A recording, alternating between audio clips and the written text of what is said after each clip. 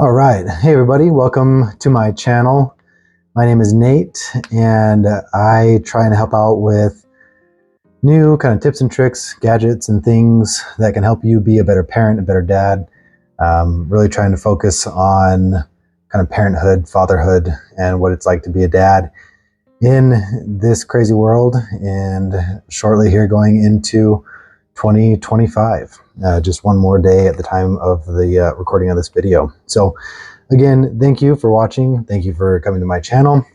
Excited to share these 5 apps that could potentially help you stay better organized and learn more about your baby and how to help them grow and achieve. So without further ado, let's dive into it. So first on our list, we're going to have the first app is going to be directly geared towards your child. So for your child's development and whatnot. So it's called Baby Sparks. And this is actually one that when my kid was first born, we downloaded this one. So Baby Sparks. It comes on the Apple Store, Android, Google Play Store. It is free to download, and then pretty much with all of the apps that I'm going to be talking about today, they all have like some type of freemium offering.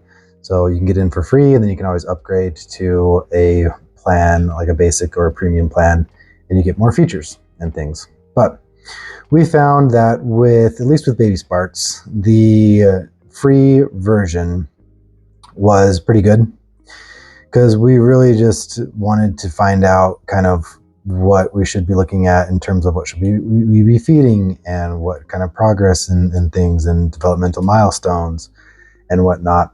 We never really did the activities. Pause the video if you want to read that.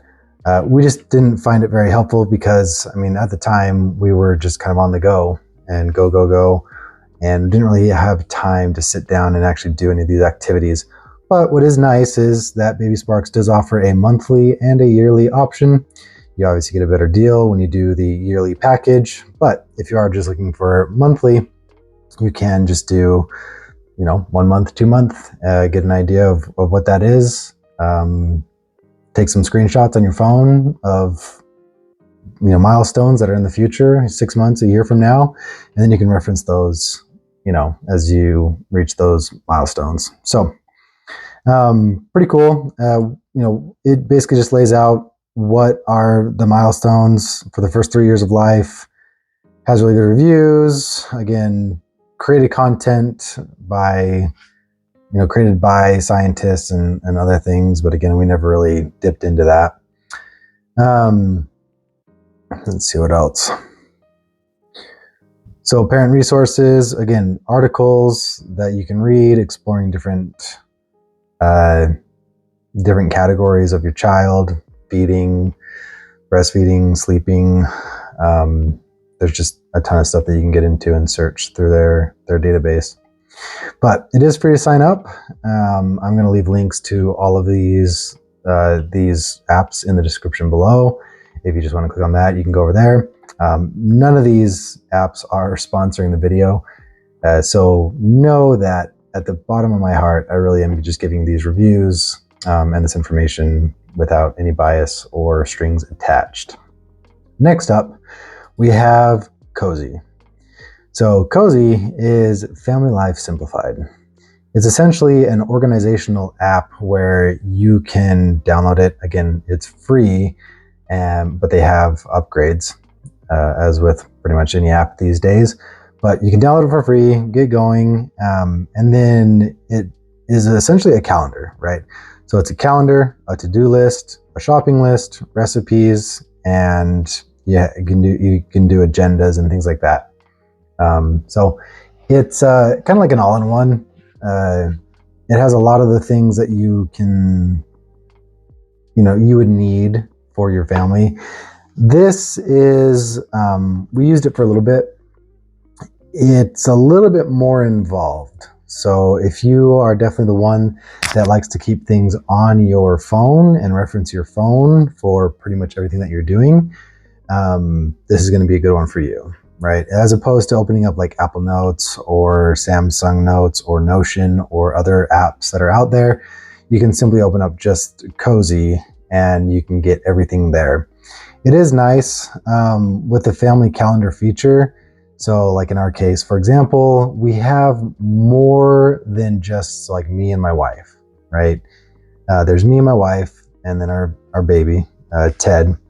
But if you can get other people in your family, so like mom and dad, right? Grandma, grandpa, my wife's mom and dad, or grandma and grandpa, right? If they can download this as well, and then you can get everybody's calendar onto that. So it's just kind of like a lot easier coordinating, maybe like babysitting or things like that, to-do lists and whatnot. Yeah, it's kind of cool. So it'll give you like shopping lists, it'll give you recipes. So as you're trying to figure out, just had a kid, trying to figure out what to eat, maybe you can't go out all the time, and this will give you some good suggestions for what to do. But yeah, really nice website and whatnot. And so there's the main things: calendar, shopping list, to-do list, recipe, and meal planner. Pretty cool. Next up, we have Mealime, so meal planning. So I know the other one has like a meal planner in it. It has recommendations for recipes and things. But Mealime, as you can imagine, is specifically made for meal planning. And again, you can download it on Apple or Android. So with this one, it has, it specializes in meal planning, which makes it, just better at the end of the day than like an all-in-one like the Cozy. So again, really easy. Just pull it up on your phone, search for what you would like. They have recommended recipes that pop in. It can help you build a meal plan. And it can even create like grocery lists and things like that. Even with some kind of like Walmart or Smith's, you can talk to those apps, and then depending on the recipe that you click on, it can automatically put those ingredients that you would need for the recipe into your shopping cart in Walmart, which is pretty cool.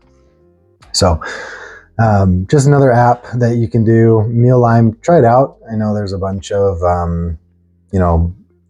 different kind of food and meal planning apps out there, but this one's cool just because, like I said, you can do your shopping, kind of integrates with the app, and you can take care of all of the ingredients pretty quick, which is pretty good.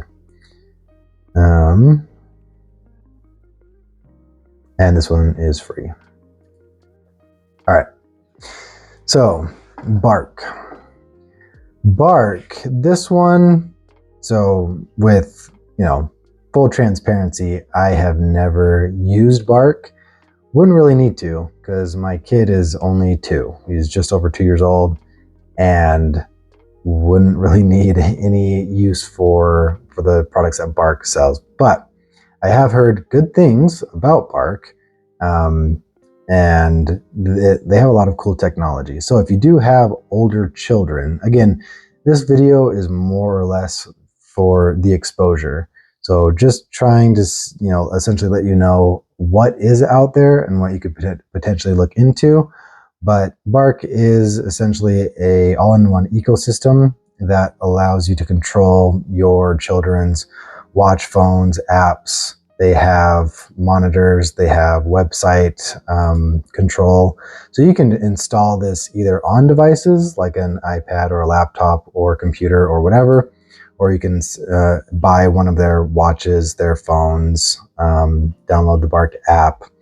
This one is not free by any means. So it costs $6 a month for, it says right here, consoles and things of that nature. But it's essentially an apparatus or an ecosystem that allows you to monitor what is going on with your children's devices. What websites are they logging on to? How much are they using their phones? GPS coordinates. You can track them, where their location is.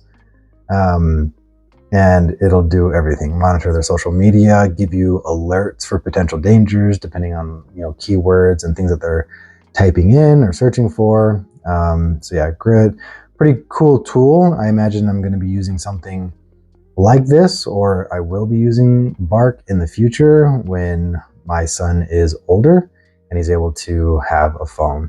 But that probably won't be until he's 18 or 19 years old. So, and then the last thing here is Otter.ai.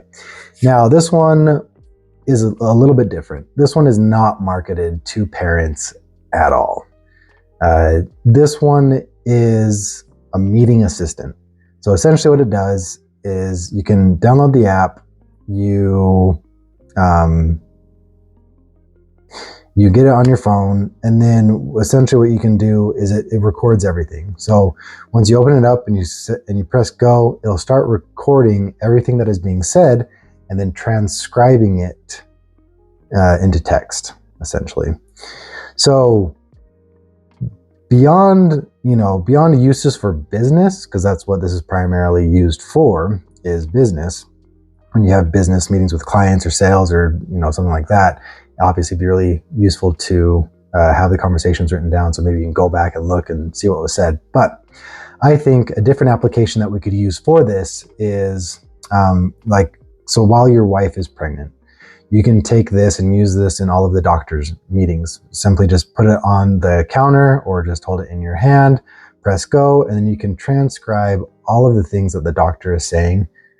Because there's a lot of information, right? And all of those meetings, all those follow-ups that we did anyways with my wife's doctor, there was a lot of information, and a lot of times we'd be like, oh, well, yeah, what did he say about this? Or what did he say about that? Or did we ask him about this or that, right? And so this would allow you to contextualize all of that information, go back, search for keywords, right? You can search for conversations, dates, and things like that. And then you can kind of document all of it. And then beyond that, you can keep it for your records, get rid of it, delete it whenever you want to, right?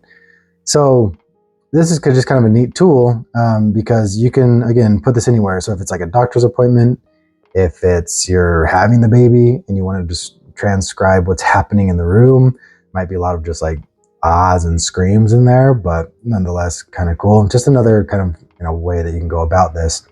After the baby is born, instructions on what to do with your child and when to do it, because you're going to be so tired, at least we were in the hospital, it might have been a good idea to have somebody listening, and then we could go back and kind of see what was said, what were the instructions, what we needed to do while we were there, what were the schedules, right, while we were there in the hospital for a few days.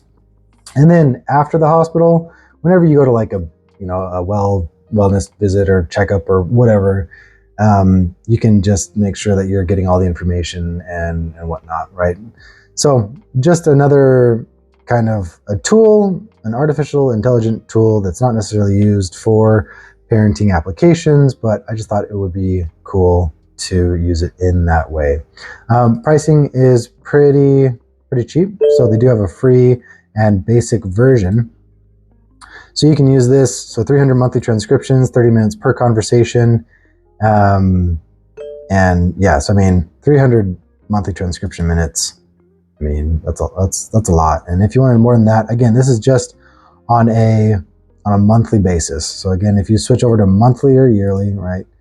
On a monthly basis, $17 a month, and that'll get you 90 minutes per conversation. And of course, advanced search and whatnot. But $16, $17 for that, pretty good just to try it out, right? Just try it out for a month and see if you can get any use out of it to, again, record or transcribe those conversations that you're having with, doctors and other people. So that will pretty much wrap it up for the 5 artificial intelligence, the top 5 AI tools, or at least they include AI in their offerings for parents that are just kind of starting out, trying to figure out what to do. And obviously some of these are for parents who might already have children that are a little bit older and looking for other technology. So I do appreciate you watching. Please like and subscribe and be on the lookout for any future videos. I do really would appreciate it. And we'll see you next time. Thanks so much.